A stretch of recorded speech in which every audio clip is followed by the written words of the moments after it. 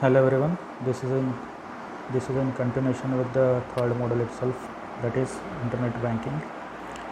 Today let us see what are the advantages and disadvantages of internet banking. The advantages are, it is a very simple topic. As you all already know the advantages of internet banking. That is, it is very convenient and it saves time. There is no black marketing happening. You can get the proof of your transaction, let it be 1 rupee or 1 lakh rupee, you will have the proof of the transaction. Then you can do banking any time of the day, that is 24/7, any day, even on the Sunday, even on holidays, you can do the banking. And the service will be a quick service you will get in the online banking or internet banking or e-banking. Let us see the first one. How is it convenient? It is convenient because wherever you are, you can do the banking. You can transfer the money, you can make the bill payment, you can get your bank balance checked, you can transfer the money, you can do all the banking transaction wherever you are. For this you don't have to travel to the bank. Next is, it saves time. How does it save time? You don't have to travel to bank, you don't have to travel to the bank, you don't have to wait in queue,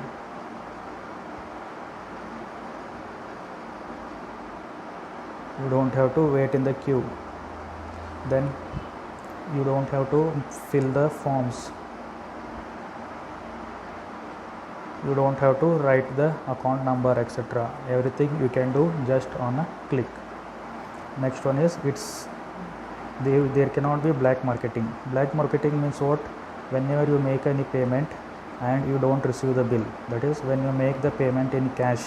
For making the payment in cash, there will be no record of the transaction. Supposing you take any product from a shop and you don't receive the bill from him, you pay the cash and you don't receive the bill. That time what will happen? That person, he may pay the tax to the government or he may not pay the tax, because there will be no proof of sales happening, or there will be no proof of you purchasing the product, or there will be no proof with him for selling the product to you. So there he can save the tax, or he may not pay the tax to the government. But whereas if you make the payment through online, that time there will be a record of transaction. Both the transaction will be there, shown in the statement of your account. That, for example, if you take one chocolate for rupees 100 rupees in some bakery and you make a payment using Google Pay, that time what will happen?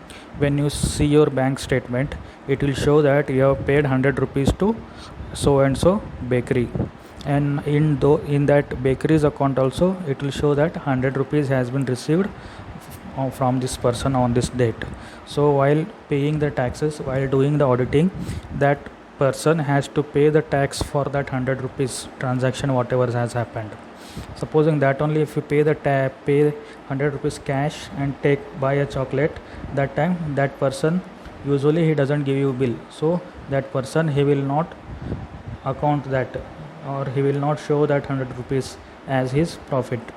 So when he doesn't show that profit, he don't have to pay the tax to the government. So in that way black marketing will happen and government will be not getting the tax from the people. Now next advantage is that there is a proof of transaction, whether it may be rupees 1 or rupees 1 lakh, whatever may be the transaction. For example, if you buy one Pulse chocolate, which is 2 Pulse chocolate for 2 rupees from any small shop, and you make the payment using Google Pay, that time what will happen? 2 rupees will be deducted from your account and it will be transferred to the shopkeeper's account. Now when you take the statement of your account, that 2 rupees debit is shown in your account and it is credited into the customer's account. So in the both of your account, the 2 rupees will be shown. This is useful when, for example, if you pay any money to your friends, if your friend borrows any money from you and you pay him using Google Pay, For example, you pay some 2000 rupees to any of your friend, and he will say that I will return you after 2 months. Now after 2 months, if he tells that you have not given me 2000 rupees, that time we can show in your bank statement that 2000 rupees has been transferred from your account to his account. So there will be a proof of transaction, whether it may be 1 rupee or 1 lakh rupee. This proof will remain forever, even after 5 years also. If you take the transaction of that date, open the transaction of that date, that transfer of 1 rupee will be shown in your bank. So this is proof forever it will be there. Even after 10 years also, if you open the transaction of 16th April, that time on 16th April 2020 you have transferred 1 rupee to your friend. Now in 2030, if you open the 2020 15th April transaction, in that it will show that 1 rupee has been transferred. So there will be a proof of transaction. Next one is 24/7, even on holidays. Even on holidays, that is on Sunday or any government holiday, when the banks will be holidays, bank will be closed. On all the government holidays, bank will be closed, and in the month every second and fourth Saturday bank will be closed. So during that time also you can do all the banking transactions. So there will be no any problem if you want to do any emergency transfer. Even in the morning 5 o'clock, night 2 o'clock also you can do the transaction. Whenever you want, from wherever you want, you can do the transaction. Next is quick service. Whatever service you want, for example checking of your balance, checking of your availing your loan, or transferring the amount, all the banking transaction whichever you can do online. That for that you don't have to wait. As soon as you execute that, your money will be transferred and your transaction will get over. That is, a quick service will be provided. Now let us see what are the disadvantages of internet banking. As there are advantages, there are many disadvantages also. Some of the disadvantages are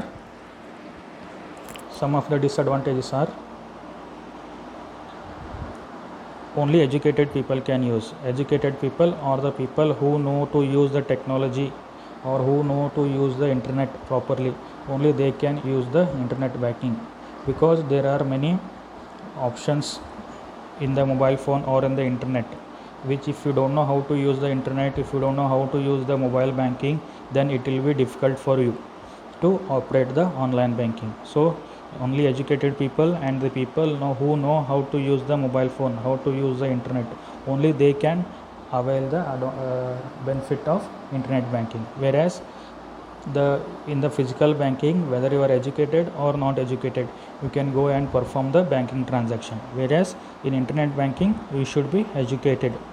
Next one, depends upon the internet. So internet banking or mobile banking or e-banking is 100% completely dependent upon the internet. If the internet is not there, or the internet speed is very less, or the network is not there, then you cannot perform the internet banking. If the internet is not there, then it is as good as bank being closed. Sunday, second Saturday, fourth Saturday, how bank will be closed, the same way internet banking will be closed whenever there is no internet. If no internet, no internet banking. Next one is online fraud. Now in this internet banking, what will happen, all the banking transaction will be done by the customer itself. That is, you are only doing the banking transaction. Whereas if you go to the bank, there you are not doing banking transaction, you are just requesting the bank officials to do the banking transaction. For example, if you want to transfer money from your account to your friend's account from a bank, then what to do, you go to the bank, you take a slip, you fill in the details from which account to which account the amount has to be transferred. You fill the form and give to the banker. The banker will transfer the money from one account to another account. But whereas in internet banking, what it is happening, you are only transferring the money from your account to your friend's account. You are only making the payment. So their possibility of happening fraud is more, because you are entering your username, you are entering your password, you are entering your friend's account number. So there hacking might happen. Somebody might hack your account details and transfer the money from your account or take away money from your account. So if you are using the online banking, you should be very careful in protecting your username and password from being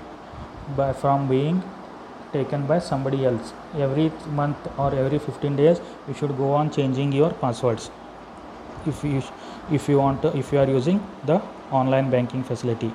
That's why many people who don't know to use the mobile properly, or they are not perfect, they do not go for using the internet banking, because once your password is given to somebody else, it means that you are giving your whole account's information to them. They can do whatever they want from that password. Next one is some of the banking activities such as deposit and withdrawal. It cannot be done in the internet banking. If you want to deposit money, if you have cash and you want to deposit into your bank, then for that you should go to the bank. If you want to withdraw money, there is somebody is there for whom you have to pay the cash only. They will not take the money into their bank account. For example, daily wages, laborers who will be not having bank account. If they don't have bank account, then what you should do, you have to pay them cash only. For paying that cash, if you don't have the cash and the cash is in your bank, then what you have to do, you have to go to the bank and withdraw the money. So withdrawal of the money and depositing of the money, it cannot happen online. You have to go to the bank. Third one is risky. Online banking is very risky. That is, if the password is lost or somebody takes your password, then they have full access to your account. They can do whatever they want from your account. They can transfer money to anybody from any, and there will be some kind of frauds also happening. That is, some people might call as a bank employee and they might take your password. They might do the online transaction. And one more way it is risky, because there will be some fraud websites which will be, for example, consider Amazon. There will be one website just like Amazon. For looking everything, it will be like Amazon only, but it will be one fake Amazon website. Now you might think that it is a original website and you will make the payment, but the payment will not go to the Amazon, but it will go to some fraud company who has created that website. That's why you should be well aware about the internet banking before starting to use that. This is all about the advantages and disadvantages of internet banking.